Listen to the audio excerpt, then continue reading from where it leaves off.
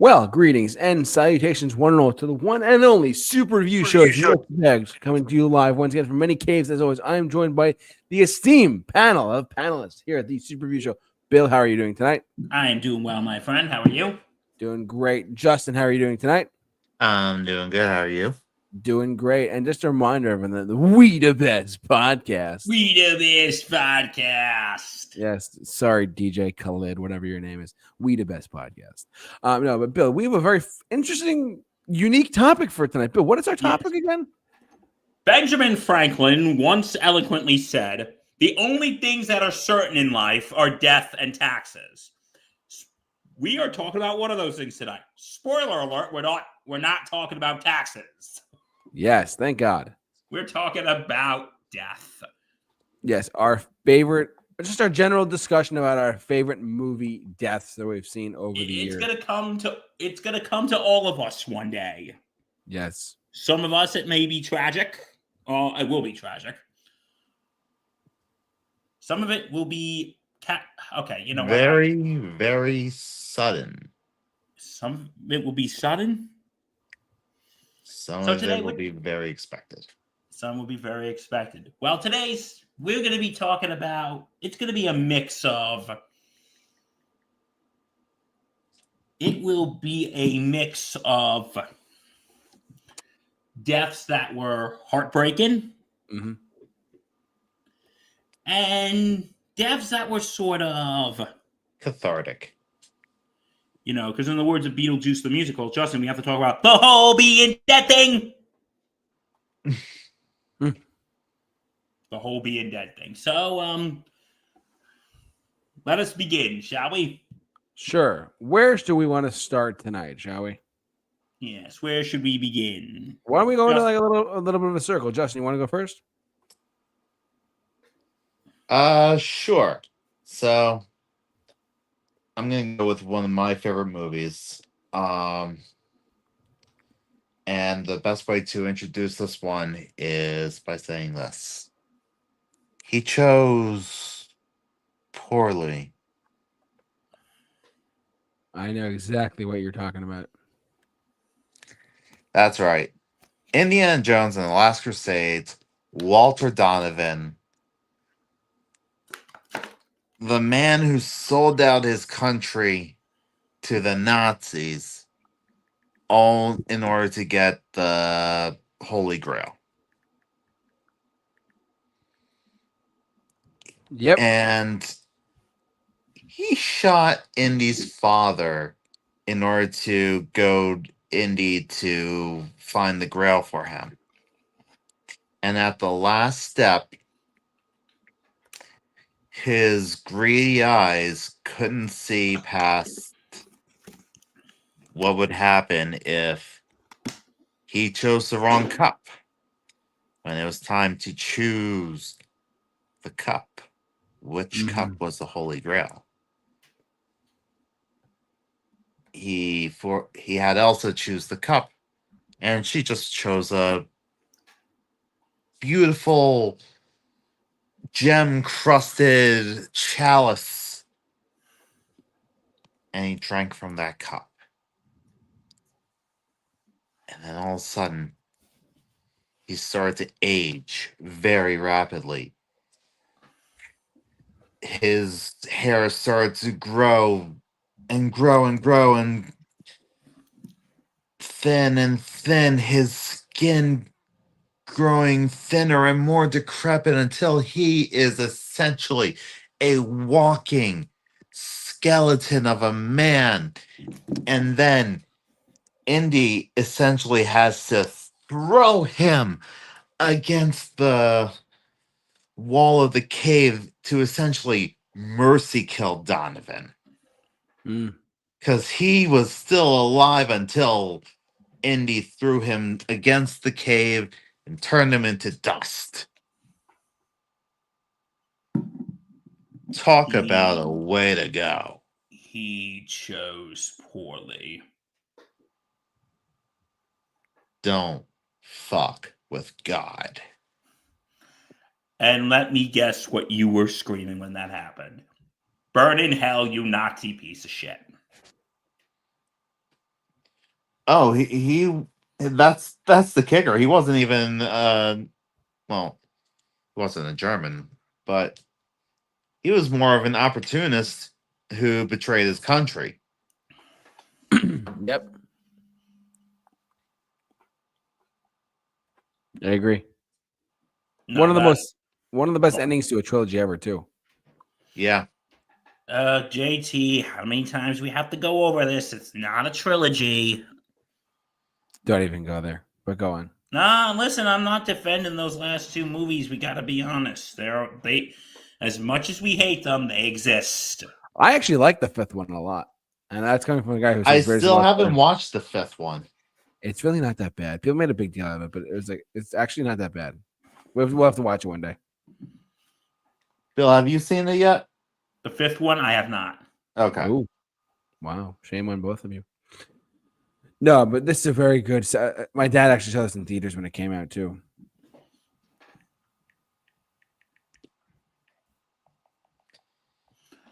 Yeah, this he chose poorly. Holy. I All was right. debating between this and the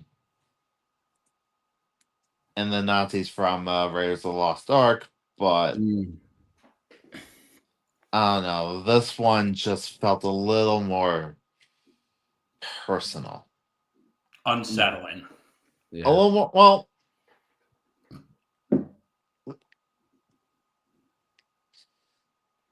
the scene in Raiders, like, it happened to the entire group of villains. Like, it was awesome to see, but like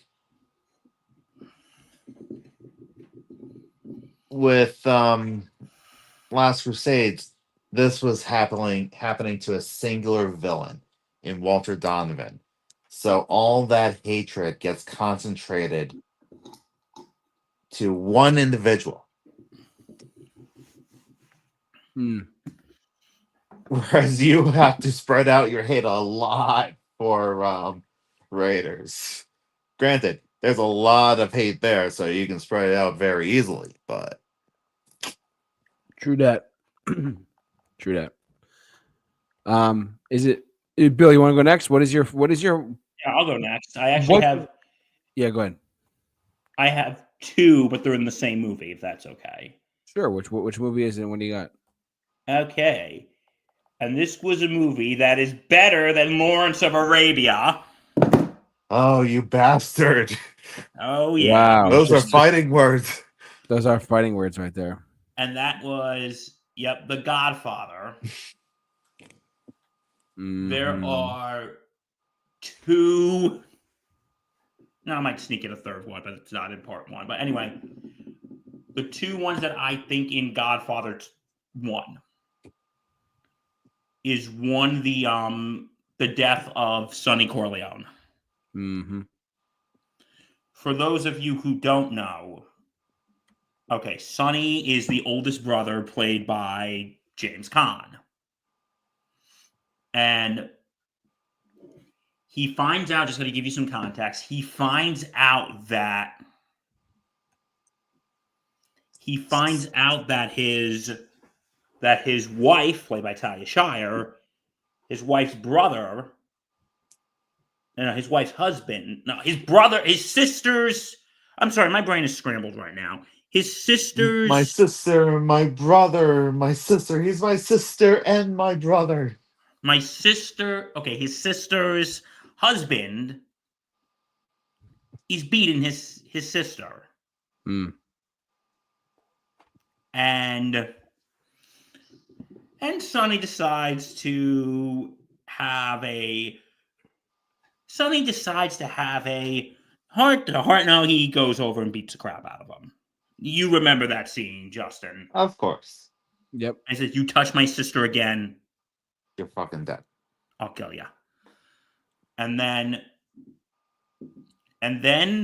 what does Carlo do? He does it again. And what does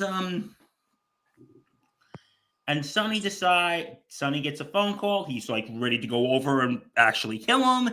He goes to the toll booth and ambush. No, like this scene, he just gets absolutely. This isn't just like a shot to the head. This is like, I don't think there's any of his body left. He's Swiss cheese. Like, it is intense watching this scene. Like, this is probably the most intense. It is probably the most intense in that. One of the most intense deaths in that. I don't know if you guys would agree or disagree.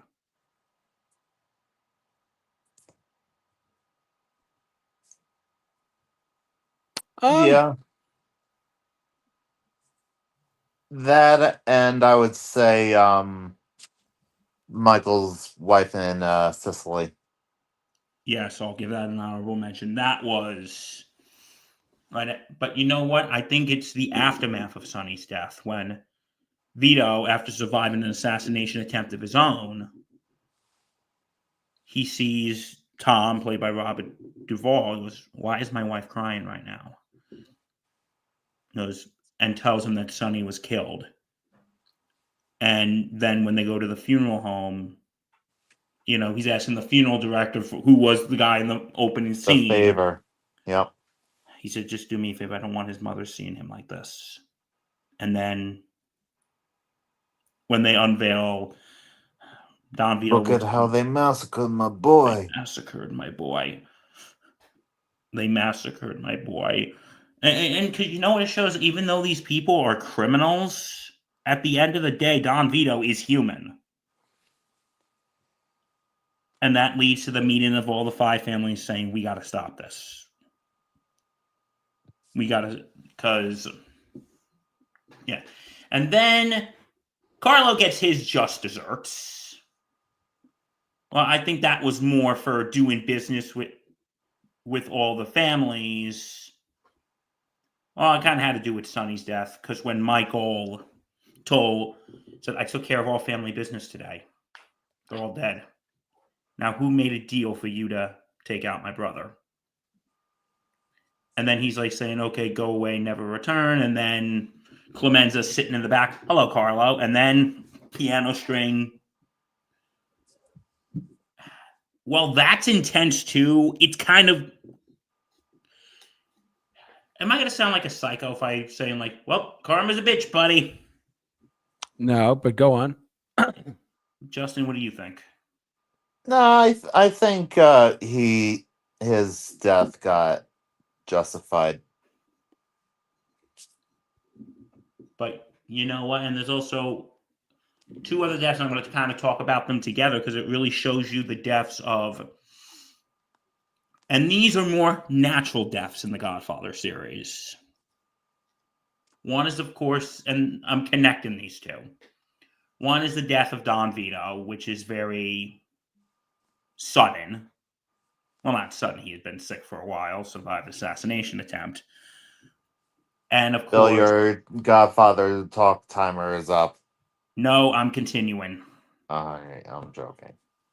But then when you have Godfather 3, yep, we're bringing in Godfather 3, unfortunately.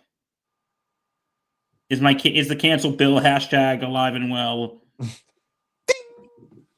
But Ding, ding, ding. No, I'm just kidding. Of course, the end of Godfather 3, the death of Michael. Dun, dun, dun, dun. 'Cause Spoilers.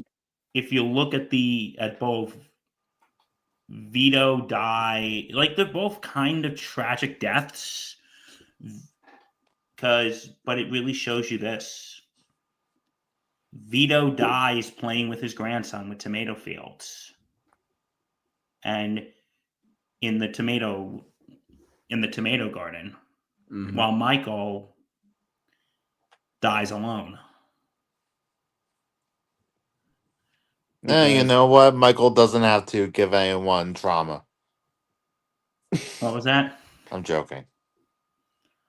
Because Michael, after his daughter was killed, like that's even an intense scene to watch. Like he's holding her, screaming to God, but he's in so much pain he can't even get the words out. And then it shows the montage of him dancing with his first wife who died, then with Kay, who divorced him, and then with his daughter who just died. And then Michael's shown sitting in a Sicilian village. Yeah. And has a heart attack and dies. But it really shows those two deaths. Like, Justin, I want to ask, do you think we should view Michael's death as tragic, or, hey, that's what happens, unfortunately? That's an interesting question, because it's I kind told of you this was how, going somewhere. well, I'm going to bring up another movie to answer this. The Irishman. Okay. Do you feel bad for Frank at the end of the movie when he is all alone? No one is visiting him at the end of his life.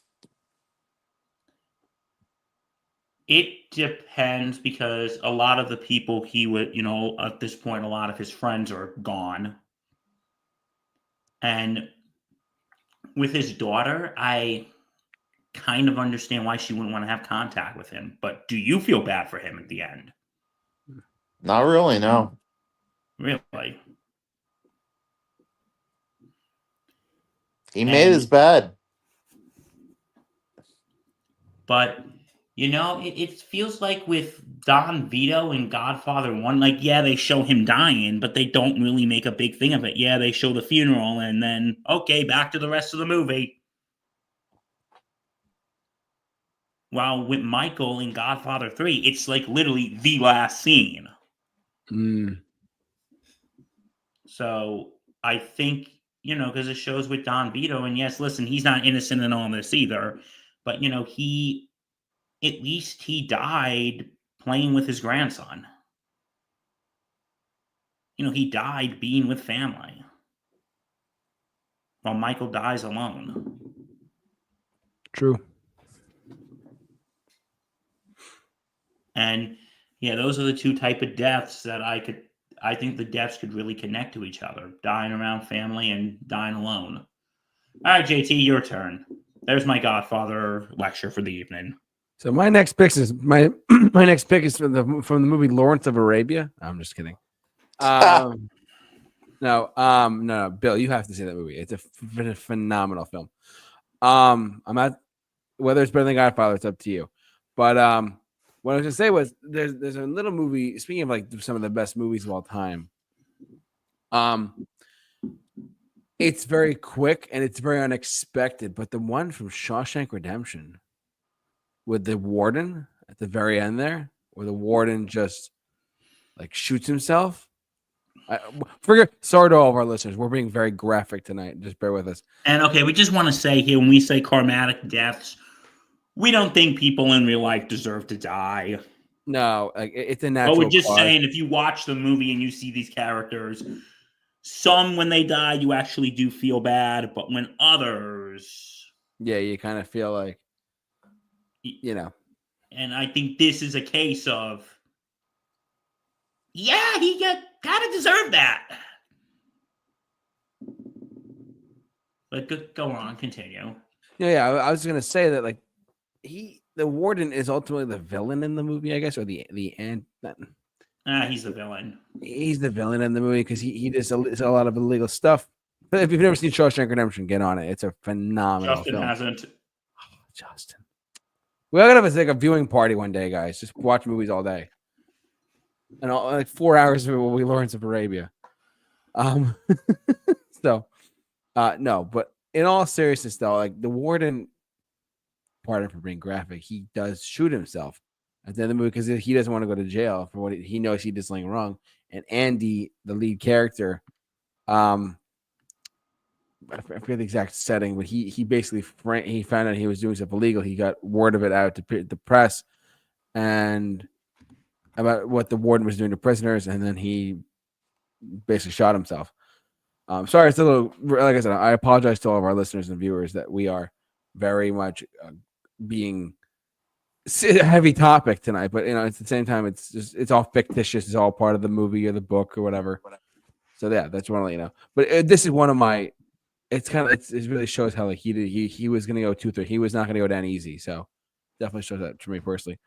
But my pick was the Shawshank Redemption's The Warden. Yeah, Justin, what do you got for your? Well, you know what? I want to comment on this real quick. Sure. What do you got, Bill? Sorry about that. I feel like that was the karmatic death, but there was another death you forgot about. Oh well, yeah, it's very Brooks. graphic with Brooks. I don't want to. For those who don't know, we do our show live with Google Images. I'm not going to pull it up, but I'm just going to say Shawshank Redemption. But Yeah, that's you know, there was the older gentleman who had been there, and then when he finally gets out, he doesn't know how to adjust. You can't live outside of Shawshank prison. And you know, and then he eventually ends up hanging himself. Yeah, he hung himself and said Red was here. And I think that is I think that's the heartbreaking death. And because you know what? That's actually a reality for a lot of people who've been incarcerated for a long time. Yeah. Once they get out, they don't know anything else. They don't know anything else. They don't know how the real, like, especially someone who's been incarcerated as long as Red, the world has changed. Yeah, time goes by. Go ahead, Bill. Sorry. It has to do with the sad reality that if you're someone like Brooks and you're in prison for a long time, the world unfortunately goes on without you. And you're kind of left in the past almost. And he doesn't understand everything. And then, yeah, but I think Shawshank, I think Brooks is the heartbreaking death. I think the Warden is sort of the karmatic death. Because the Warden is an absolute scumbag. Oh, 100%. And he kind of deserves. And again, I'm not saying anyone in life deserves to die, but in this one, like, yeah, he kind of deserved that. Okay, Justin, over to you. What do you got, Justin? I am going to spotlight a very recent movie. A movie that, I'll be honest, I don't think it's even out on streaming yet. It was released about a month ago, and it's called The Monkey. Oh, I thought you were saying Mickey 17. Sorry. Oh, that would have been clever too. But yeah, The Monkey, what do you got? Oh my God. When I think of like over the top gruesome deaths that are also like hilarious, it's this movie. Like we've seen deaths from hibachi knife, a harpoon, a shotgun just like falling and the trigger just like automatically going off, a woman turning into a human candle essentially because she rubbed alcohol to dress wounds all over her face, and then she smelled gas, so she put her head over the stove and the stove sparked and her head caught fire. She runs outside and gets impaled by a for sale sign. It is nuts.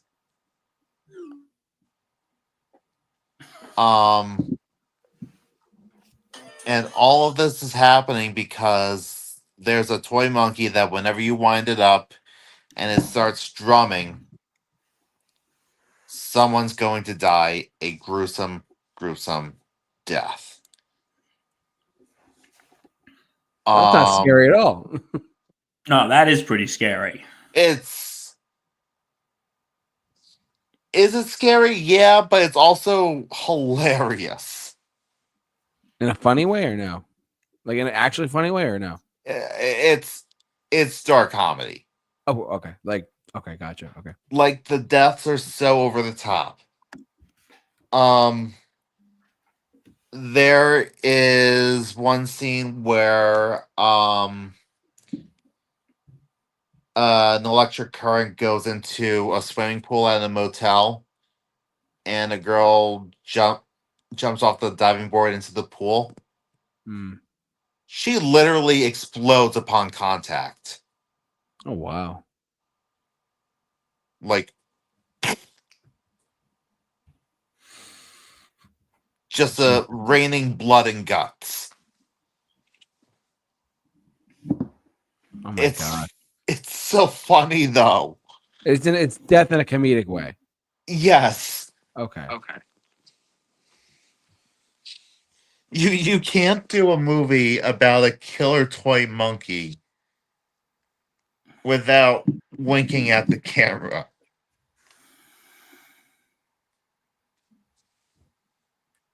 Hmm.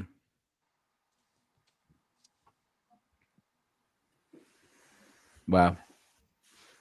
Why do I have pictures of Toy Story 3 in the theaters in my head for whatever reason? So the reason why the monkey's drumming instead of clapping cymbals is because Disney owns the rights to the cymbal monkey Really? because of Toy Story. That's what I was thinking. Yeah. And yeah, I think it was Toy Story 3. It was. I remember that scene very well. I remember sitting in the theater being like, "Oh my god, they got to take out this monkey." But yes, I highly, highly recommend this movie. Alrighty. Is it my turn or is it Bill's turn? My turn. All right, Bill, go ahead. Okay. I am talking about. Okay. Mine is from the movie $1 Million Baby. Oh. Okay. I have to give a disclaimer, don't I? Okay. Oh, who wants to touch this one? I'm going to do it. He's gonna do it. Okay. Do you wish me luck in this endeavor? I just Godspeed. want to say good luck, and remember, we're all counting on you. Okay, I want to just give a disclaimer. This actually does cover a very controversial topic, Mm-hmm. and I know there are people who are on both sides of this issue watching. So I am just saying we are not talking about this issue and whether Clint Eastwood's character did the right thing or not, but we're talking about this in the context of the film. How was that disclaimer, Justin? Um, Anything you'd like to add? I mean, we are talking about it. We're keeping it within the reins of the death itself. Okay. So the movie, have you seen $1 Million Baby, Justin? Or? I haven't, but I know what happens. JT, have you? No, go ahead. Okay. The film is about Maggie. Is about Maggie Fitzgerald, who is played by Hilary Swank, who is a boxer trained by Frankie Dunn, played by Clint Eastwood, and she goes to the top, and then she goes into like a title fight, and the chick is beating the crap out of her. And then, like, in one round, when she gets hit, she falls on a stool. On her neck. On her neck, and it paralyzes her from the neck down. And, before we go on here, not only have I watched the movie, I've also read the short story. I read it in a film class I took at community college. And she's now paralyzed from the neck down. And And I'm going to be honest with you good folks out there. The last half hour of this movie is super painful to watch. Like, the last third of this movie is painful to watch. Like, when I watched it in a film class, I could not tell you how many times I had to get up and step out for a minute. Especially the ending. So, during this last third, early in the movie, Maggie tells Frankie a story about a dog that she had, and don't worry, this is relevant, who was very sick. And in this last third, Frankie's taking care of her. And just another thing, this is not as bad of what's to come. Her family is absolutely horrible. Like, they're paralyzed. She's paralyzed. And they just and they're down on vacation and they're in California. They're going to Disneyland and Universal. And they basically try to get a lawyer to move all of her assets to the family. How sick is that? Justin, is that sick? It's sickening. Your daughter / sister is most likely never going to walk again. It could possibly die. And you want to take her money? You sick bastards! And she tells him to go kick rocks. And then Frankie, who is the only one who's been by her, and says, Frankie, can you do me a favor? And she goes, what is it, going?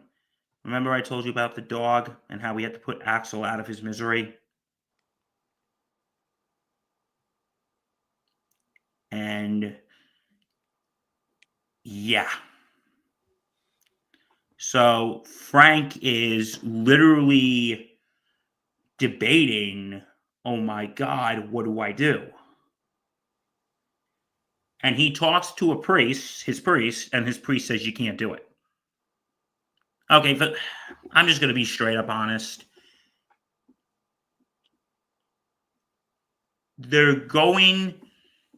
She is asking Frank to euthanize her.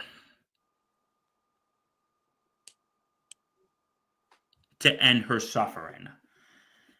Yeah. And the priest says you can't do it. You can't do it.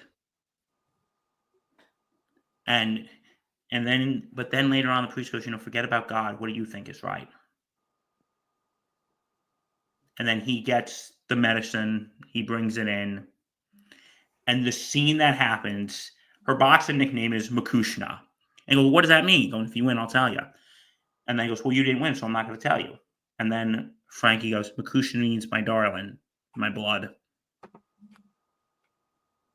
And because throughout the movie, it's hinted that Frankie is estranged from his own daughter, and Maggie has become like a daughter to him. And when they put the substance that's going to kill her in, he kisses her on the forehead. And then he walks out. And then, of course, the narration by the great Morgan Freeman. And this whole film is framed as him writing a letter to Frankie's daughter. And I remember watching that. I remember when my mom went to pick me up, just, so how was the class? I'm like, it was good. And I was just so, I don't want to say shocked, but I don't know, Justin, what's the right word here? Shock? Oh, I was shook. And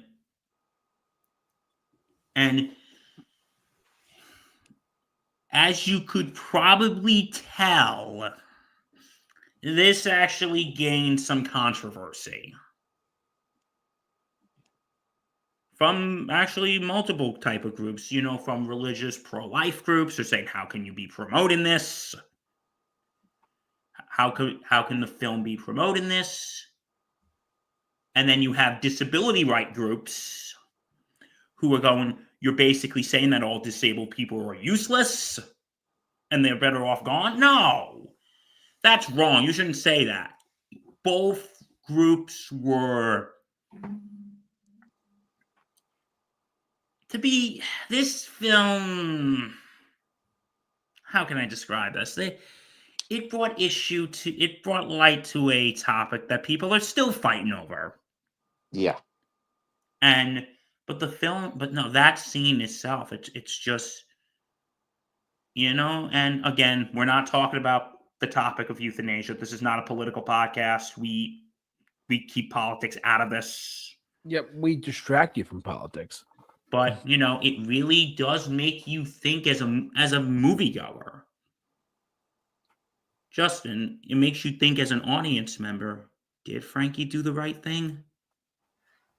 Did he? Mm. It makes you think that.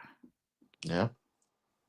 And I think that's what makes this ending, not just because she dies, which is terrible, but makes this ending harder because it really challenges yourself a little bit.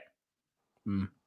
Like, it really makes you think, like, if me or someone I loved was in that type of situation, would I want them to be out of their misery?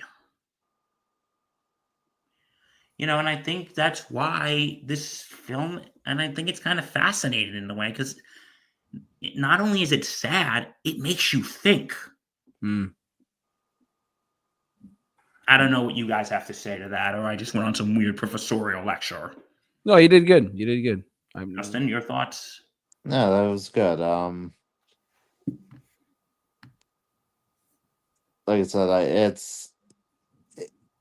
is a very sad circumstance to be put into, and I wouldn't wish it on anybody, but to see it happen is just daunting. I don't know. I don't think this movie was necessarily trying to make a statement. I don't think it was necessarily trying to make a statement. But it was, again, trying to get the audience to think, what would you do if you were in Frankie's situation? It makes you think that. Yeah. All right. Yeah. I yield over to our fearless leader. The fearless leader will speak now. Let me see.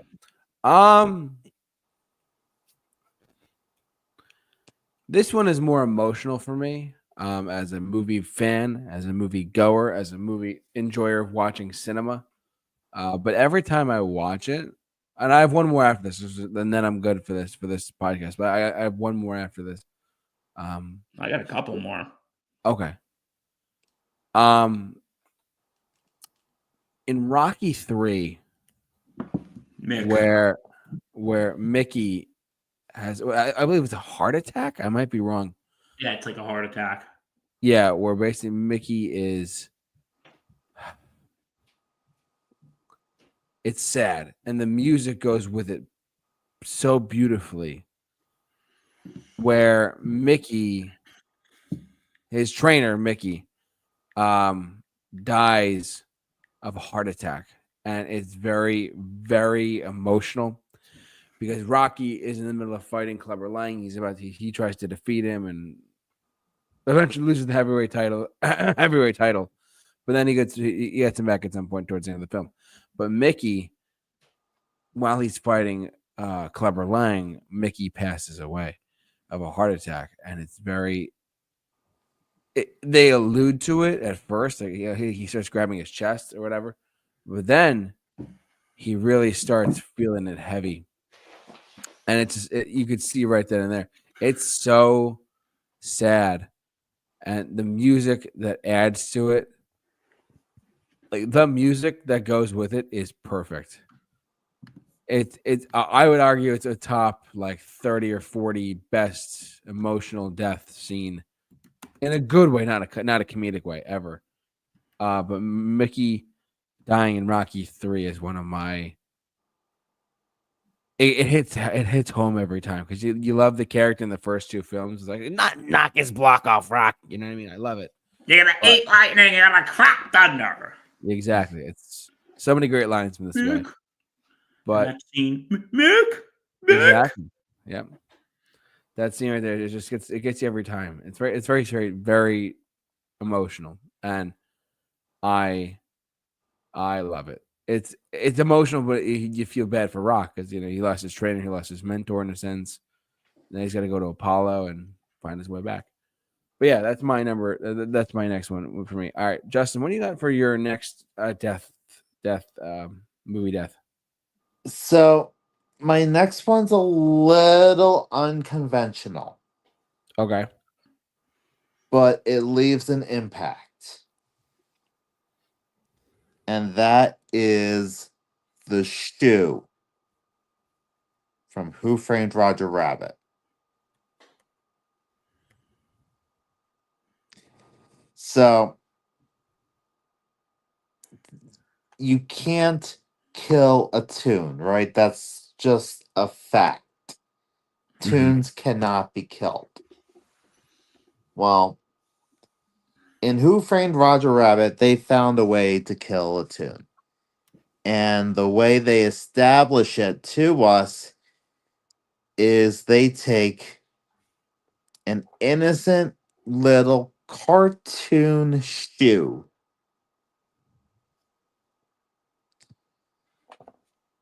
Judge Doom opens up a vat of this green acid like chemical that he calls the dip. He slowly lowers the shoe into the dip. With you hear the screams of the shoe as it's dying, melting away, and it's just awful. Not the dip. He calls it the dip. Um, I'm sorry, go ahead. go ahead, Bill.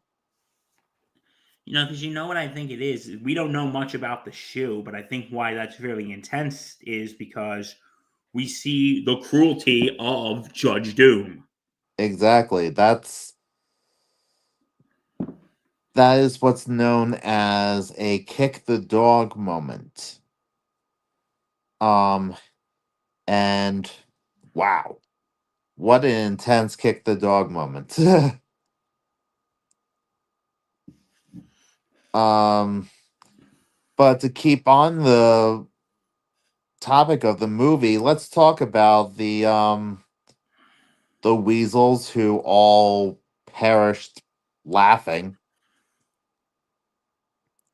I mean, how often do you see that in a movie where the villains die laughing?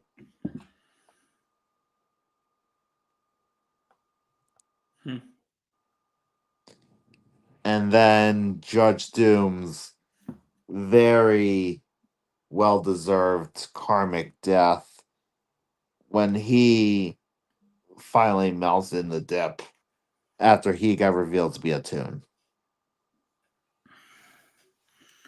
He's a tune, not just Danny Tune. Remember me, Eddie, when I killed your brother, I talked just like this! JT, have you ever seen Who Framed Roger Rabbit? Don't kill me. No! Shame! Don't say it. Do not say it. I've never seen Who Framed Roger Rabbit. Oh, come on! That movie's awesome. Oh my God. I know. We got a lot of watching to do here, guys. Why have you never watched Who Framed Roger Rabbit? I feel like I have. I've seen enough movies. I honestly don't remember if I have or haven't, honestly. Okay, that's fair. But I don't think I have. Let's put it that way. I think you need to watch it. I Justin, agree or disagree? Like, I know what it's about. I just haven't seen it. So I'm pretty sure it's on Disney Plus. No. Hold on a sec. I remember seeing parts of it when I was very young, but then I never watched it all the way through. It holds up very well. Oh, I'm sure it does. If you watch the whole thing, I watched it within the past 6 months. It's still very, very good. God. I would say it actually rivals Back to the Future. Ooh, both Really? Robert Zemeckis films. It's a very Hey, tall Justin. order there, right there, buddy. Hey, Justin. Who did frame Roger Rabbit? Why, I did. Now, wait a minute. I know what you're thinking. Wait a minute. Didn't Judge Doom frame him? No, I framed Judge Doom. Why? Have you seen Roger Rabbit's wife? Like, okay, Bill, What? don't continue that joke. But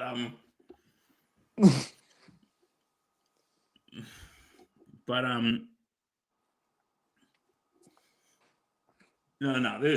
no. Yeah, no, because when you see the shoe,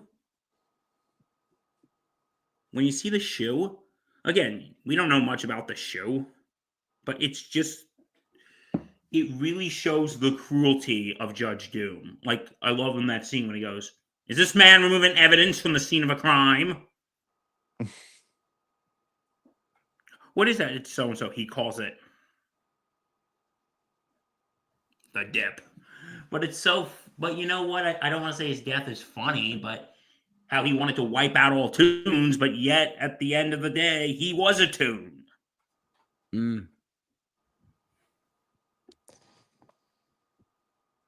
He was an Uncle Tomb. And he died by the hands of his own creation, the dip. Bill. What? He was an Uncle Tomb. Oh no. So. Alrighty. All right. Is it my turn? Yep, go ahead. All right. How many do you guys have left? Because I got a few more left. I have one more. Justin? I got one more. Okay. How many do you have left, Bill? I was gonna. Let's see. I have like 2 or 3 more. You know what? Why don't I do 2 of them now? Okay. And I'll save the big one for last. Sure. Okay, go ahead. Do 2 now. Go ahead. Okay. If that's okay with you, Justin. Yeah. Wait, I have one question. Okay. Because if the answer is yes, then I might have another. Okay. What's the question? Does Spider-Man in Infinity War count? I'll count it. Because he wasn't completely dead.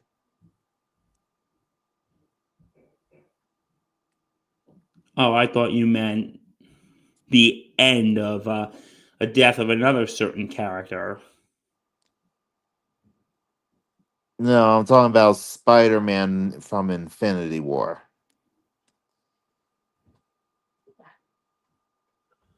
You know what? I'll count it. You'll count it? I'm not a stiffler. Okay. Then I have 2 more. Okay. So here are my 2, and these are from other movies. Mm-hmm. One is from a film that we watched in 12th grade English class, Justin. Wait. Sergeant Elias, Platoon. Yep. I was looking at this today while I was researching. We could talk about it together if you want. But that scene was... I'm not counting this as swiping right, though. Oh, no, it's okay. You can buy me coffee. You don't have to buy me dinner. There you go. Well. But no, it's because he was killed by Barnes. Am I correct? He was wounded by Barnes. And then he goes charging out against the enemy, getting shot, and then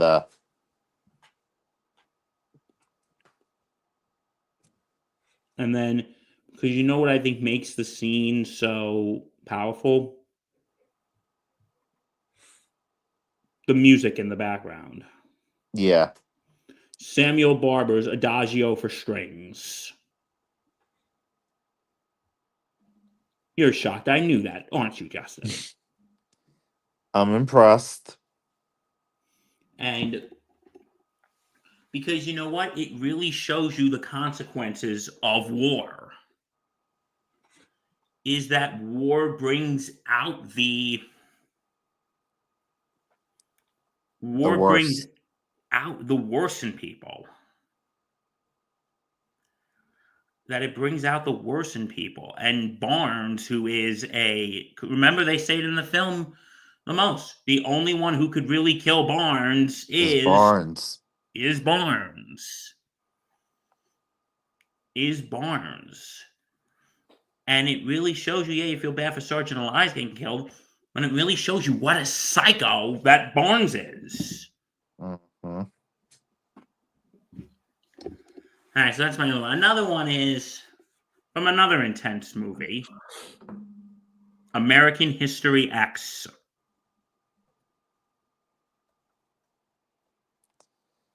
Oh, Justin, boy. have you seen this movie? I have not. I just want to say it's a tough watch. I can imagine. Edward Norton, guys. Edward Norton's great in it. For those who haven't seen the movie, it's about Edward Norton plays a neo-Nazi who served time in prison but is now reformed. And he's now concerned that his brother is going to go down the same path. So in the beginning of the movie, his brother is having a confrontation with an African-American student in a bathroom. Mm. And, throughout the film, Derek, played by Edward Norton, is trying to get his brother Danny off the path and onto the right path. Right. And, he tells him about his experience in prison and after that conversation, there's a scene that Derek and Danny go home and they take all their neo-Nazi stuff down. And thinking that Derek has reformed his brother. But the next day, Danny goes to school, and that African-American kid who he got into the confrontation with takes a gun and shoots him and kills him. And you know why that death is painful? Because this is someone who was on the path to being, Redeemed. But at the end of the day, the demons of his past come back to bite him. Yeah. And that's why I think that death is just so hard to watch. That scene is so hard to watch because it made you think, this is someone, yes, who had a terrible ideology. Yes, someone who had thoughts and beliefs that were absolutely heinous. But he was on the path to being a good person. He was on the path of changing. But sometimes it shows you the things that you had in the past are going to come back to bite you. Mm.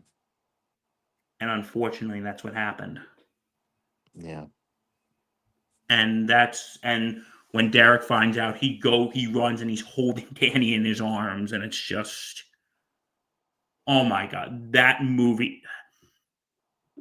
I've actually talked about this movie before on this channel. This is a tough watch, but I think it's a very important movie to watch.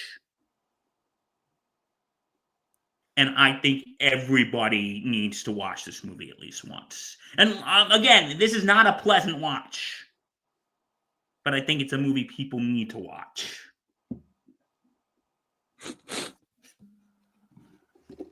I'm a little sick. Forgive me. Sorry about the sniffles. Go on. Okay. All right. Over to our fearless leader. The fearless leader of the Super Review Show. All right. My last one might surprise you. It's actually in film. Death can be serious. It could be meaningful. Or it could be comedic. And one of the funniest deaths I've ever seen on screen was in The Naked Gun from 1988. This movie is, first off, if you've never seen the Naked Gun films, do yourself a goddamn favor and watch these 3 movies. They're some of the funniest, most hysterical comedy parody of movies of cop films I've ever seen in my life. Like, just generically speaking, it's one of the funniest movies I've ever seen in my life. Like, up there in the top 10. The last scene in the movie, actually, believe it or not, well, the way the villain dies, it wasn't O.J. Simpson. It wasn't the character of Northbrook, but the villain, Ricardo Montalban. Montalban. His death was hysterical.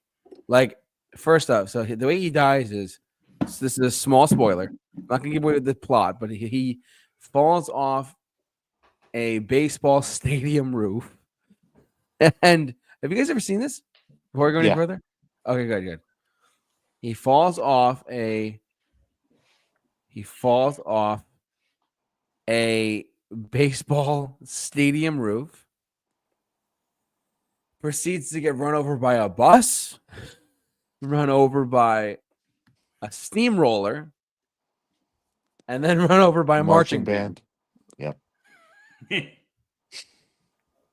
You want to talk about death being funny but comedic, and just comedic, disgustingly funny. And then the best part was not Norbert, George Kennedy's character, like the head deputy sheriff of police squad, says, "My mother went the same way." This is a movie you have to see. If you've never seen the Naked Gun films, get on it. It's some of the most hysterical comedy films I've ever seen in my life. But every death ending and every villain ending in these movies are hysterical. Plus, and Leslie Nielsen was one of the best to ever do it. He died I think 15 years ago now. But yeah, he was one of the best to ever. Good Canadian kid. He's the best to ever do it, in my opinion. But yeah, the death scene was hysterical. And I just want to say, Naked Gun 2.5 had one of the best quotes I think I've ever heard in any movie ever. I just want to tell to all of you out there. The truth. His mother went the same way. No, it wasn't that. It was in the second one, actually. He says, "The truth hurts, doesn't it, Habsburg? Oh, sure. Maybe not as much as jumping on a bicycle with a seat missing, but it hurts." It's just things like that make my day. Just knowing that stuff like that is in the world, it just makes me feel that much better about myself. So Naked Gun 2.5 also had a great death scene in it too. It really did, with Robert Goulet being attacked by a lion. The water hose. Oh my god, I forgot about that. I actually forgot about that scene. That's pretty funny. The robbers, I guess that they're gonna shampoo the carpets. I think they're gonna need to shampoo the carpets. And Leslie Nielsen just takes everything so seriously. He's just so funny. Oh my god, so funny. But yeah, no, hysterical. It shows how death cannot just be meaningful or serious, but it can be hysterical too. Like, my mother went the same way. It's like falling off the baseball stadium in downtown LA, and then all of a sudden it's like, oh my god, it's so. And then getting run over by a marching band. I wonder how often that happens. Wow, lightning really can strike twice. My mother went the same way. I love these films are part of my childhood. I drive around town listening to that music too. I'm not telling anybody where I live, but still, you get the point. But no, that's my last pick was the Naked Gun films. I genuinely love that death scene. So it shows that death can be funny. Anyways, I digress. Go ahead. What do you got? Justin, you got 2 more, you said? Yeah, so I was gonna suggest essentially all the deaths from Infinity War after the snap, but Spider-Man especially, because he was the only one out of all of them that could really sense what was going on. 'Cause while it's mostly just implied, let's be honest, his spider senses were going haywire. That's why he wasn't feeling so good, because his spider sense was essentially warning him of his inevitable demise. So that's why he was so fearful for what was going to happen. That's why he was in so much pain, where everyone else looked like it was not just turning to dust. Was that he could sense it happening before it happened. And that is a scary thought.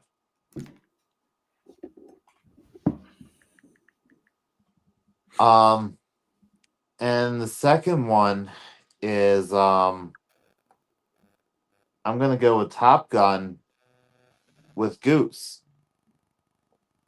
Ooh, you know what? In the news that Val Kilmer just passed away, like yesterday, April 1st. Yep. You know, even though he didn't play Goose, R.I.P. Val Kilmer. Mm-hmm. Yeah, man. Rest in peace, Val Kilmer. You know, Goose Yikes. was Maverick's wingman. And you know, Maverick was known for bending and breaking the rules. And one day, thanks to faulty equipment and no fault of Maverick's own, I believe. Correct me if I'm wrong. Mhm. Goose breaks his neck when the cockpit doesn't disengage and he ejects.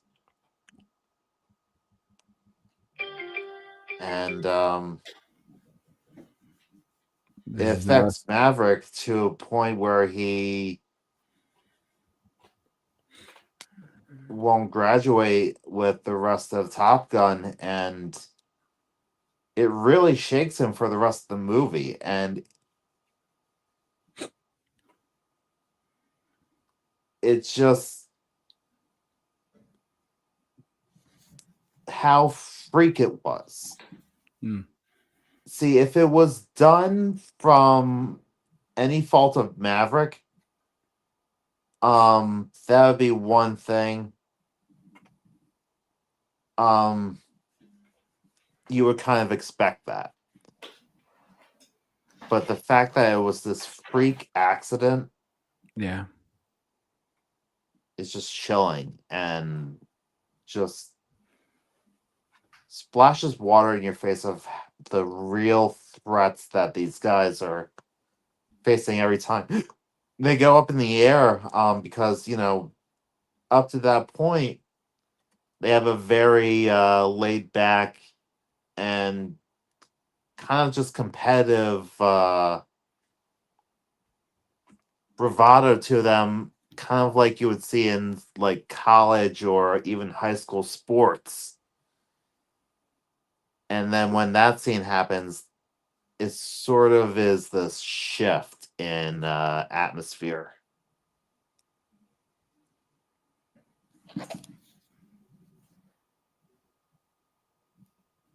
Wow. I didn't even think of this. That's a good pick.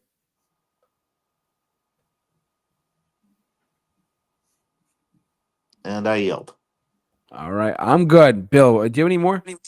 Yes, I actually said I have one more, but I have two more. And these are two big ones, both of them in courtesy of the mouse. Yes. Talk to us. So, well, one semi, one actually. All right, since we just talked about Marvel, Tony Stark in Endgame. Mm. Because you know what it is? Because it's like after, you know, between Iron Man / Tony Stark and Thanos, when he gets the Infinite, Thanos like, I am inevitable. And then Tony Stark, And I am. Iron Man. And then snaps out of, and then does the snap, and then, of course, Spider-Man. Mr. Stark? Yeah. You know why I think this was a big one? Because, one, Iron Man, Tony Stark was always seen as like the selfish asshole, but at the end of the day, he gave up his life for the good of the team. Yeah. Yep. Justin, Iron Man died for our sins. Oh dear God. Forgive me for Yes. saying that was a joke. He died for us. But you know what I think it also is because this is someone who we've seen since the beginning of the MCU phase. The start of the MCU. He was the one that started it all. And, even in a personal matter, this, we all know it. Iron Man was the movie that resurrected RDJ. As an actor, yeah. As an actor. Mm-hmm. And it was the end of an era. And this started off something, the MCU. Because remember, this is when comic book movies were just getting big. And like they've had success, but comic book movies, right, for a while, there was a time from 1997 to like the mid 2000s that comic book movies were box office poison. Talk about that too, yeah. And this was the movie that, and Iron Man helped resurrect comic book movies. And knowing that he was there from the beginning, because I remember there was a meme that said 2008, and it was a little kid watching Iron Man. So 2019, that kid is now grown up and watching Avengers Infinity War. So I think why his death was so hard is because this is like literally someone who grew up with us. Yeah. He grew up with us. He really did. We watched the movie go forward, and we watched him grow up because we were growing up too. Mm-hmm. And because we were still the excited kids who first watched Iron Man in 2008.